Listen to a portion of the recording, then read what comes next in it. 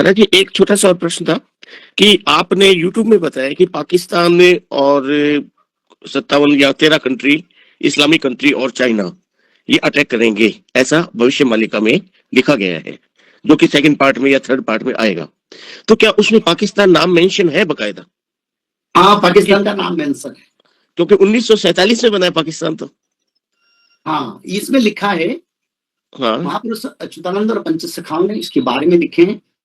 यही भारतर संगे पाकिस्तान लड़िब रंगे घोर समर करिब बेगे पुणी जे चीन सैन्य तुर्की ईरान सर्वे मिलिन सर्वे भारत संगे करिबे रण। इसका अर्थ है ये भारत के साथ पाकिस्तान युद्ध करेगा, उसका साथ साथ चाइना सैन्य लोग चाइना भी युद्ध में आएगा, और तुर्की और ईरान। कल तो परसों ईरान ने भारत ने एक मीटिंग जो हुआ तो प्रत्याख्यान किया, उनका वैदेशिक मंत्री ने आने के लिए था, वो नहीं आएंगे।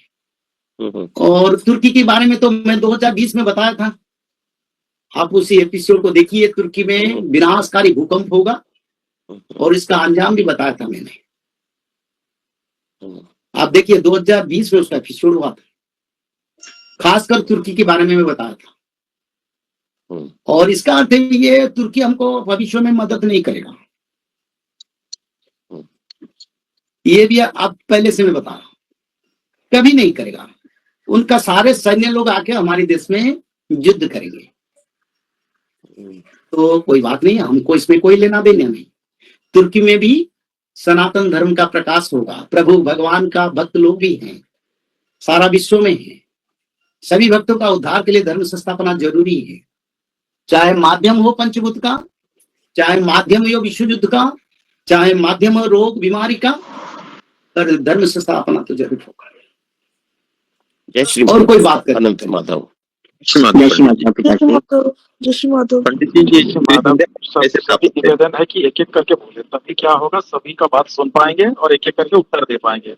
और सभी एक साथ बोलने से होगा नहीं, और जो पुराने लोग एक बार बात कर चुके हैं वो कृपया दूसरे को मौका दें। जय श्री राम, बोलिए। जय श्री माधव। पंडित जी, ये त्रिसंध्या पाठ कैसे प्राप्त करें? क्या बाबा? त्रिसंध्या पाठ कैसे प्राप्त करें? हाँ, बहुत अच्छा बात है। देखिए, आप हमारी लोग सत्संग करते हैं, मालिका के धारा में जोड़े, सारा विश्व के भक्त लोग भी करते हैं, उसका डिस्क्रिप्शन नंबर नीचे दिया जाता है, आप उस संपर्क में करो।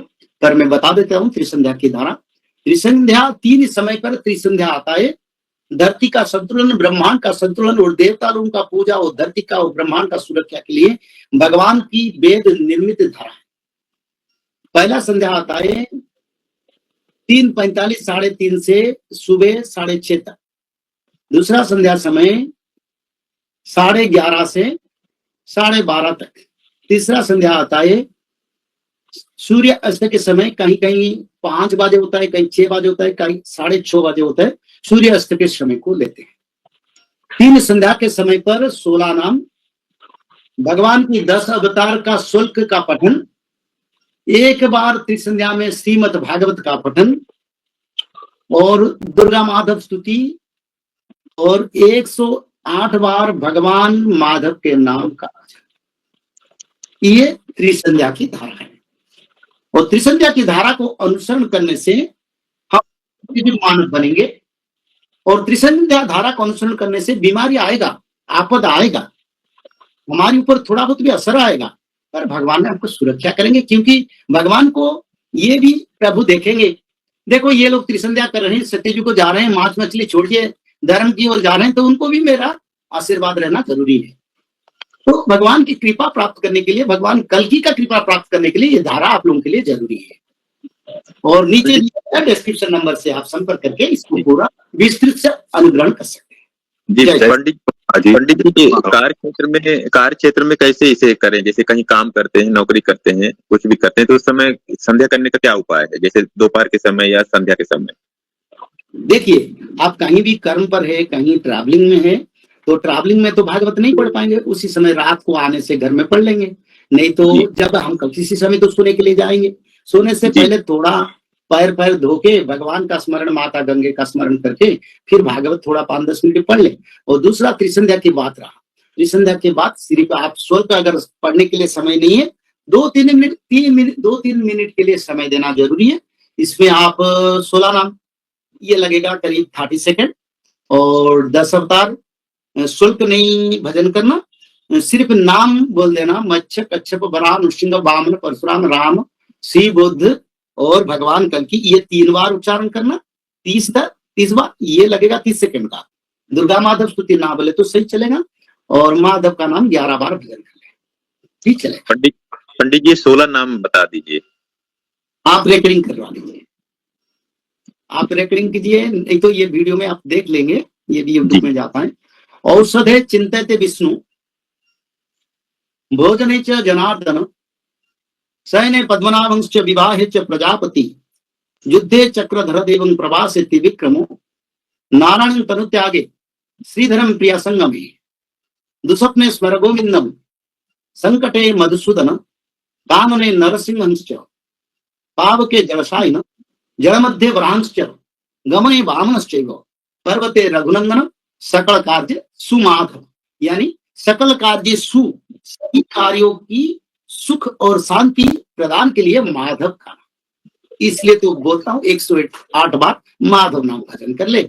समय नहीं तो 11 बार भी भजन कर ले, रात को भागवत पढ़ ले, आनंद लगेगा, शांति लगेगा, और भगवान की कृपा बना रहेगा। भगवान कल की सब देखते हैं, संसार में कई कई भक्त उनका धारा को अनुसरण करते हैं, इसलिए तो मालिका लिखे थे, ये भगवान कल्कि की दी हुई धारा है, ये भगवान कल्कि की दी हुई धारा है, जो धारा मैं आप लोगों को बता रहा हूँ। पंडित जी जैसे भगवान खुद तो नहीं बताएंगे, इसलिए 600 साल पहले उसका धारा का प्रणयन किया, जो आज आपके पास हम विचार करें, और यही सबसे बड़ा सुरक्षा का मार्ग, और कोई नहीं। जय। और बड़ा विनाशकारी समय आएगा। कौन बचेंगे? जो लोग त्रिकाल संध्या करेंगे, जो लोग माधव नाम भजन करेंगे, जो लोग भगवत महापुराण, श्रीमद् भागवत महापुराण में, भगवत गीता का बात नहीं कर रहा हूं मैं, श्रीमद् भागवत महापुराण का बात कर रहा हूं। शाकाहारी बन के त्रिकाल संध्या करना पड़ेगा। ब्राह्मण मुहूर्त पर उठ के त्रिकाल संध्या, मध्याह्न संध्या, सायं संध्या, 3 संध्या करना पड़ेगा। और 3 संध्या के साथ साथ भागवत जी महापुराण को ब्राह्मण मुहूर्त से रात 12 तक किसी समय 1 अध्याय पढ़ना पड़ेगा, और निरंतर माधव नाम को भजन करना पड़ेगा। और माधव नाम भजन करने से क्या होगा? भगवान आदि विष्णु सनातन कल की भगवान का कृपा आपके ऊपर रहेगा। जब यहाँ गोलियां बरसेगा, मिसाइल बरसेगा, पंचवत का प्रलय होगा, तब माधव नाम भज के भक्त लोग रक्षा हो जाएंगे, और तृतीय विश्व युद्ध के बाद सत्य युग का आगमन होगा। जय श्री माधव। जल प्रलय, महामारी और भूकंप, अग्नि प्रलय, वर्ल्ड वार 3 और महाविनाश, ये तो एक दिन होना ही है। लेकिन इस सब से आप बच कैसे सकते हैं? सबसे पहले नॉनवेज खाना छोड़ दीजिए, अंडा भी नहीं खाना है, और किसी भी तरह का नशा मत करिए, और गलत काम मत कीजिए, और सत्य, प्रेम, दया, क्षमा और शांति का आचरण कीजिए। और 3 चीज कीजिए, उसमें से सबसे पहला है त्रिकाल संध्या यानी त्रिसंध्या। उसको दिन में 3 बार करते हैं। जैसे सुबह में करते हैं ब्रह्म मुहूर्त में, सुबह 4 बजे से लेकर के 6 बजे के बीच में आप कभी भी कर सकते हैं। लेकिन आपको समय नहीं मिला तो समय आप आगे पीछे कर सकते हैं, आधा घंटा 1 घंटा पीछे कर सकते हैं। दोपहर में 11:30 बजे से लेकर के दिन का 1 बजे तक कर सकते हैं, उसके बीच में शाम को 5 बजे से लेकर के 6:30 बजे तक कर सकते हैं। दिन भर में 1 बार नहा के त्रिकाल संध्या जरूर करें। बाकी समय आप हाथ पैर मुंह धोकर भी कर सकते हैं, और 3 बार आप श्री गंगे बोल करके स्टार्ट कर सकते हैं। जो दूसरा उपाय है वो है श्रीमद् भागवत महापुराण पठन। दिन में 1 अध्याय जरूर पढ़े, दिन भर में 1 अध्याय जरूर पढ़े, वो भी ना हो सके तो 1 पन्ना तो जरूर पढ़े। अगर उतना भी समय नहीं है तो 1 श्लोक जरूर पढ़े। तीसरा उपाय, माधव नाम का जप करें, निरंतर करें, कोई भी काम करते हुए करें, हमेशा माधव नाम का जप करें। त्रिसंध्या का पीडीएफ, श्रीमद् भागवत महापुराण का पीडीएफ और भविष्य मल्लिका का फ्री ई बुक भविष्य मल्लिका पुराण, ये सब आपको डिस्क्रिप्शन बॉक्स में मिल जाएगा। भविष्य मल्लिका के बारे में अधिक जानकारी के लिए आप भविष्य मल्लिका के वेबसाइट पर संपर्क कर सकते हैं, भविष्यमल्लिका.com। और अधिक जानकारी के लिए भी कल्कि अवतार ऑफिशियल चैनल को देख सकते हैं, जहाँ पर मल्लिका के बारे में खुलकर बातें रखी गई है, जहाँ पर आप लगभग 1000 जितना वीडियो आपको देखने को मिल जाएगा। और भी आपको अधिक जानकारी जानना है त्रिसंध्या के बारे में, और कोई आपको सवाल है तो नीचे दिए गए नंबरों पर आप संपर्क कर सकते हैं।